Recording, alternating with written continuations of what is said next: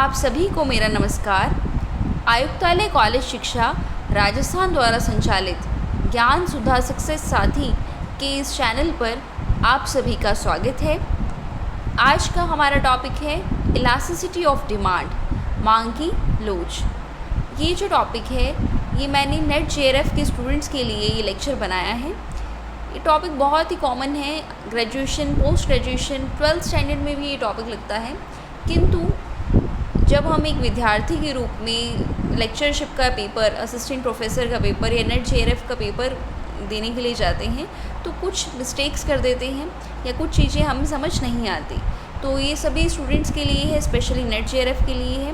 उसमें क्वेश्चन आता ही है, कई बार घुमावदार क्वेश्चन आ जाता है, कई बार डायरेक्टली क्वेश्चन आ जाता है। तो मेरा ये प्रयास है कि मैं इस वीडियो द्वारा इलास्टिसिटी ऑफ डिमांड से संबंधित कंसेप्ट को क्लियर करने की कोशिश करूँगी। तो आइए चलते हैं, समझते हैं कि क्या होता है मांग की लोच, इलास्टिसिटी ऑफ डिमांड। ये जो वीडियो है ये इंग्लिश और हिंदी दोनों में है। यहाँ पे इंग्लिश लैंग्वेज लिखी हुई है, लेकिन मैं आपको बोलकर हिंदी में समझाऊंगी। तो ये उन दोनों स्टूडेंट्स के लिए बेनिफिशियल होगा जो हिंदी मीडियम के भी हैं और इंग्लिश मीडियम के भी हैं। The law of demand indicates only the change in quantity demanded in response to a change in price।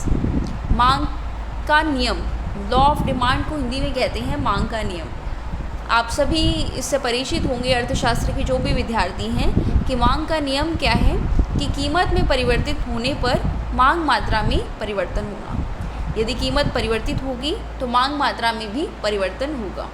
और इसमें उल्टा रिलेशन होता है कि कीमत अगर बढ़ती है तो मांग मात्रा घटती है, और कीमत अगर घटती है तो मांग मात्रा बढ़ती है। तो लॉ ऑफ डिमांड क्या बताता है? हमें डायरेक्शन बताता है। लॉ ऑफ डिमांड हमें डायरेक्शन बताता है कि कीमत में किस दिशा में चेंज होने पर मांग मात्रा में किस दिशा में चेंज होगा। This doesn't tell us by how much of a good will change in response to change in its price. मांग का नियम हमें ये नहीं बता पाता कि कीमत में कितना परिवर्तन होने पर मांग मात्रा में कितना परिवर्तन होगा। आप इस कंसेप्ट को ध्यान से समझिए कि मांग का नियम तो ये हमें बताता है कि कीमत में परिवर्तन होगा तो मांग मात्रा में परिवर्तन होगा, और ये भी बताता है कि कीमत कम होगी तो मांग मात्रा बढ़ेगी, कीमत बढ़ेगी तो मांग मात्रा कम होगी। लेकिन कितनी बढ़ेगी और कितनी कम होगी इसका ज्ञान हमें नहीं दे पाता मांग का नियम। This information as to how much of a good will change as a result of a change in its price is provided by the concept of elasticity of demand। ये जो इन्फॉर्मेशन है जो मैंने आपको बताई कि कितना परिवर्तन होगा, ये किससे हमें प्राप्त होगी? इलास्टिसिटी ऑफ डिमांड से, मांग की लोच से। यह सूचना कि कीमत में कितने परिवर्तन से मांग मात्रा में कितना परिवर्तन होगा, ये सूचना हमें प्राप्त होगी मांग की लोच से। तो इसका मतलब ये है कि मांग का नियम केवल डायरेक्शन बताता है और मांग का जो लोच है वो परिवर्तन, प्रतिशत परिवर्तन को बताता है। This concept refers to the degree of responsiveness of quantity demanded of a good to the change in its price, consumer income and price of related goods। This concept, ये जो concept है ये बताता है डिग्री ऑफ रिस्पॉन्सिवनेस को, degree of responsiveness को of quantity demanded, यानी मांग मात्रा में कितना परिवर्तन होगा, किसी वस्तु की मांग मात्रा में कितना परिवर्तन होगा। अब परिवर्तन किस में होना चाहिए? प्राइस में, कंज्यूमर इनकम में और price of related goods. Hindi में मैं अगर कहूँ, संबंधित वस्तु की कीमत अथवा उपभोक्ता की आय में परिवर्तन के परिणाम स्वरूप मांग मात्रा में होने वाले परिवर्तन को मांग की लोच कहते हैं। ठीक है, अब है मांग की लोच का सूत्र, formula of elasticity of demand. ये बहुत ही इजी है, बहुत ही कॉमन है। ये उन स्टूडेंट्स के लिए ही भी है जो अभी ग्रेजुएशन कर रही हैं, पोस्ट ग्रेजुएशन कर रही हैं और जो नेट जेआरएफ दे रही हैं। मांग की लोच, मांग की मात्रा में अनुपातिक परिवर्तन अपॉन अन्य आर्थिक चर में अनुपातिक परिवर्तन। अन्य आर्थिक चर में कौन कौन से चर आ सकते हैं? वस्तु की कीमत आ सकती है, उपभोक्ता की आय आ सकती है और संबंधित वस्तु की कीमत आ सकती है। यानी इन 3 चरों में यदि परिवर्तन होगा तो मांग की मात्रा में अनुपातिक परिवर्तन हो जाएगा। वस्तु की कीमत, उपभोक्ता की आय और संबंधित वस्तु की कीमत। हम आगे चलते हैं। There are 3 concepts of demand elasticity. There are 3 concepts of demand elasticity. मांग की लोच के 3 कंसेप्ट हैं। कौन कौन से? Price elasticity, income elasticity, cross elasticity, one more is elasticity of substitution. मांग की लोच के 3 कंसेप्ट हैं। कौन कौन से हैं? कीमत लोच, आय लोच और तिरछी लोच। कीमत लोच है, आय लोच है, तिरछी लोच है और एक और है जिसे हम इलास्टिसिटी ऑफ सब्स्टिट्यूशन कहते हैं, प्रतिस्थापन की लोच। ये जो प्रतिस्थापन की लोच है इसको मैं एक अलग वीडियो से समझाऊंगी आपको, बहुत इंपॉर्टेंट टॉपिक है ये भी, इस पर भी बहुत सारे क्वेश्चन पूछे जाते हैं, इलास्टिसिटी ऑफ सब्स्टिट्यूशन। आज का ये वीडियो केवल इतना ही है कि इलास्टिसिटी ऑफ डिमांड होता क्या है, कितने प्रकार का होता है। आने वाले वीडियोस में मैं आपको अच्छे से एक एक टॉपिक, चाहे वो इनकम इलास्टिसिटी है, क्रॉस इलास्टिसिटी है, इलास्टिसिटी ऑफ सब्स्टिट्यूशन है, उसके बारे में भी बताऊंगी। आज केवल बेसिक जानकारी ही इस वीडियो में मैं आपको प्रोवाइड करवा रही हूँ। अब बात करते हैं प्राइस इलास्टिसिटी की। ये जो इलास्टिसिटी टॉपिक है, मैंने बताया कि 3 तरह की प्राइस, इनकम और क्रॉस इलास्टिसिटी, उसमें जो पहला पॉइंट है प्राइस इलास्टिसिटी, इस पर आज हम चर्चा करेंगे। कीमत लोच हिंदी में कहते हैं कीमत लोच। Price elasticity of demand related to the degree of responsiveness of quantity demanded of a good to the change in its price। मांग की लोच तथा मांग की कीमत लोच का अभिप्राय कीमत के सूक्ष्म परिवर्तन के कारण मांग की मात्रा में उत्पन्न होने वाले परिवर्तन से है। मांग की लोच और मांग की कीमत लोच का क्या मतलब होता है कि कीमत में यदि सूक्ष्म परिवर्तन होगा तो मांग की मात्रा में होने वाले परिवर्तन की माप से है। कीमत में परिवर्तन होने पर मांग की मात्रा में कितना परिवर्तन होगा उसकी माप से है। मांग की कीमत लोच का सूत्र, formula of price elasticity of demand. मांग की जो कीमत लोच है उसका सूत्र क्या है? मांग की मात्रा में अनुपातिक परिवर्तन अपॉन मूल्य में अनुपातिक परिवर्तन। मांग की मात्रा में अनुपातिक परिवर्तन अपॉन मूल्य में अनुपातिक परिवर्तन। अब आप यहाँ एक बात नोटिस कीजिए कि जब मैंने इलास्टिसिटी ऑफ डिमांड का फॉर्मूला पढ़ाया था तो यहाँ पर मूल्य की जगह आर्थिक चर थे। इलास्टिसिटी ऑफ डिमांड में आर्थिक चर कुछ भी हो सकता है, वो आय भी हो सकती है, प्राइस भी हो सकता है और संबंधित वस्तुओं की कीमत भी हो सकती है। लेकिन मांग की कीमत लोच में क्या होगा? मांग की मात्रा में अनुपातिक परिवर्तन अपॉन मूल्य में अनुपातिक परिवर्तन। ED बराबर delta Q upon Q into 100 upon delta P upon P into 100। मूल्य में अनुपातिक परिवर्तन, मूल्य में अनुपातिक परिवर्तन, देखो इसमें मूल्य में अनुपातिक परिवर्तन कैसे मेजर करते हैं? अनुपातिक यानी अनुपात आएगा, परिवर्तन, परिवर्तन का साइन क्या होता है? डेल्टा P, अनुपात में लिखेंगे P, तो ये अनुपातिक परिवर्तन हो गया, डेल्टा P अपॉन P। तो ED क्या होगा? यहाँ 100 से 100 कैंसिल हो जाएगा, delta Q upon Q into P upon delta P, delta Q upon Q into P upon delta P। ये फॉर्मूला किसका है? मांग की कीमत लोच का सूत्र है, मांग की कीमत लोच का सूत्र। नेक्स्ट है मांग की कीमत लोच की प्रकार। भाई मांग की कीमत लोच कितने प्रकार की होती है? तो मांग की कीमत लोच 5 प्रकार की होती है। मांग की कीमत लोच 5 प्रकार की होती है और ये 5 प्रकार कौन कौन सी हैं? नंबर 1 पूर्णतः लोचदार मांग, नंबर 1 पूर्णतः लोचदार बेलोचदार मांग, नंबर 2 बेलोचदार मांग, नंबर 3 इकाई लोचदार मांग, नंबर 4 लोचदार मांग और नंबर 5 पूर्णतः लोचदार मांग। इंग्लिश में मैं कहूँ perfectly inelastic demand, inelastic demand, unity elastic demand और elastic demand and perfectly elastic demand. अब हम एक एक प्रकार पर यहाँ चर्चा करेंगे, उसके डायग्राम्स देखेंगे कि कैसे पूर्णतः बेलोचदार मांग होती है, कैसे लोचदार मांग होती है, इस पर आज हम चर्चा करेंगे। सबसे पहले बात करते हैं पूर्णतः बेलोचदार मांग पर, परफेक्टली इनइलास्टिक डिमांड पर। जब किसी वस्तु की मांग में कीमत की परिवर्तन की तुलना में कोई परिवर्तन नहीं आता, जब किसी वस्तु की मांग में कीमत के परिवर्तन की तुलना में कोई परिवर्तन नहीं आता तो उसे पूर्णतः बेलोचदार मांग कहते हैं। ऐसा मुख्यतः दैनिक ज़रूरतों की वस्तुओं व दवाइयों की मांग पर होता है। देखिए, इसमें मैं फॉर्मूला आपको बता दूं कि कीमत में परिवर्तन की तुलना में मांग में कोई परिवर्तन नहीं आता। कीमत कुछ भी आ जाए और मांग में परिवर्तन क्या है, ज़ीरो रहता है। ऐसा कब होगा, जब दैनिक ज़रूरतों की वस्तुओं व दवाइयों की मांग पर होता है।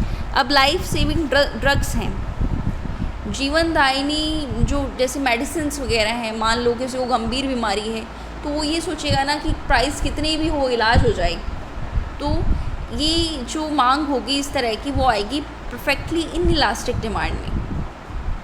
उनका मूल्य कितना भी हो वे ज़रूरी होती हैं, इसलिए ख़रीदनी पड़ती हैं। काम हो जाए तो हम बिना ज़रूरत के उन्हें खरीद नहीं सकते। इस मांग का माप शून्य के बराबर होता है। इस मांग का जो माप है वो किसके बराबर होता है, शून्य के बराबर होता है। ED बराबर 0।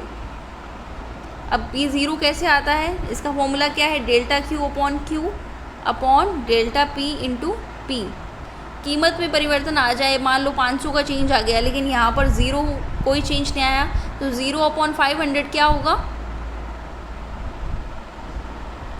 0 अपॉन 500 क्या होगा, 0 होगा। 0 अपॉन 500 क्या होगा, 0 होगा। अब इसका आप डायग्राम देखिए। डायग्राम में मांग की मात्रा को x अक्ष पर दिखाया गया है और मूल्य को y अक्ष पर दिखाया गया है। अब आप डायग्राम में नोटिस कीजिए कि कीमत में कुछ ही परिवर्तन हो रहा है लेकिन मांग की मात्रा में कुछ भी परिवर्तन नहीं हो रहा, कोई भी चेंज नहीं हो रहा। तो ये कौन सी डिमांड है, बेलोचदार। बेलोचदार मतलब कोई भी परिवर्तन नहीं होना। और कैसी है, पूर्णतः बेलोचदार। और कई बार ये क्वेश्चन आता है, जैसे जैसे मैं बढ़ाती जा रही हूँ वैसे वैसे मैं आपको क्वेश्चन की फ्रेमिंग बता रही हूँ कि किस तरह के क्वेश्चन आते हैं। कई बार ये क्वेश्चन आता है कि पूर्णतः बेलोचदार मांग वक्र क्षैतिज होता है, ऊर्ध्वाधर होता है। तो ये कैसा होता है, ऊर्ध्वाधर होता है, वर्टिकल होता है। नेक्स्ट है बेलोचदार मांग। जब वस्तु की मांग की मात्रा में अनुपातिक बदलाव कीमत में बदलाव से कम होता है, ऐसी स्थिति में उसे बेलोचदार मांग कहते हैं। देखिए, पहले तो था पूर्णतः बेलोचदार, जहाँ परिवर्तन आएगा ही नहीं मांग में, कीमत कुछ भी हो जाए। लेकिन यहाँ पर कह रहे हैं कि परिवर्तन आएगा लेकिन कीमत की तुलना में कम आएगा। ऐसी मांग जीवन की आवश्यकता वाली वस्तुएं जैसे भोजन, ईंधन आदि में देखी जाती हैं। ये थोड़ी ग्रामेटिकल मिस्टेक हो जाती है, देखी जाती हैं। देखिए, इसमें क्या होगा कि जैसे भोजन है, कोई सब्ज़ी जो है या फिर नमक का भाव है, कुछ जो रोज़मर्रा के जीवन में काम आती हैं, चीनी है, उसमें अचानक बहुत ज़्यादा परिवर्तन आ जाए तो कीमत ज़्यादा बढ़ जाए। लेकिन मांग मात्रा ऐसा नहीं है कि बिल्कुल फ़र्क नहीं पड़ेगा, उतना ही चलता रहेगा। मांग मात्रा पे भी थोड़ा सा इम्पेक्ट बढ़ेगा। अगर चीनी बहुत ज़्यादा बढ़ने लग जाए, प्राइस बढ़ने लग जाए, तो उसका कंजप्शन हम कम करने की कोशिश करेंगे। जब इनकी कीमत में परिवर्तन आता है, मांग की मात्रा भी कुछ हद तक परिवर्तित हो जाती है। मांग की लोच का माप 0 से ज़्यादा और 1 से कम होता है। इसमें जो है मांग की लोच की जो वैल्यू है वो 0 से तो ज़्यादा होती है लेकिन 1 से कम होती है। मांग की लोच की वैल्यू 1 से कम होती है। आवश्यक वस्तुओं की दृष्टि से इसको देखा जाता है इनइलास्टिक डिमांड को। अब हम इसका डायग्राम देखते हैं।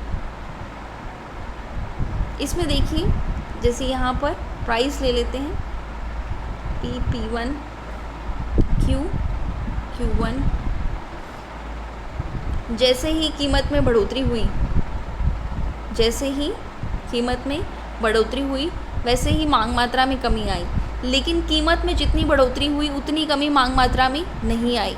तो इसका मतलब कौन सी होगी? ये बेलोचदार मांग वक्र होगा। कौन सा होगा? बेलोचदार। नेक्स्ट चलते हैं हम इकाई लोचदार। इसके तो नाम से ही स्पष्ट है, यूनिटी इलास्टिक डिमांड। जब मांग का अनुपातिक परिवर्तन उस वस्तु की कीमत के अनुपातिक परिवर्तन के बराबर होता है तो इस स्थिति को हम इकाई लोचदार कहते हैं। यानी जितना प्राइस में चेंज आया उतना ही किस में चेंज आया? मांग में चेंज आया। Delta P upon P, delta Q upon Q। अगर कीमत में 2 का चेंज आया तो मांग मात्रा में भी 2 का चेंज आया, तो कट के कितना हो जाएगा? इकाई। ठीक है, अब यही है इकाई लोचदार मांग। ऐसी मांग मुख्यतः सामान्य वस्तुओं में पाई जाती है। ऐसे में मांग की लोच किसके बराबर होती है? 1 के बराबर होती है। ऐसे में मांग की लोच 1 के बराबर होती है। अब देखिए आप, यूनिटरी इलास्टिक डिमांड का एक ये वक्र बना हुआ है। इसमें P, P1, Q, Q1। X अक्ष पर हम क्वांटिटी लेते हैं और वाई अक्ष पर हम क्या लेते हैं? प्राइस लेते हैं। अब देखिए, जैसे ही प्राइस में वृद्धि हुई, जैसे ही प्राइस में वृद्धि हुई, जितनी वृद्धि प्राइस में हुई उतनी ही कमी किस में हो जाएगी?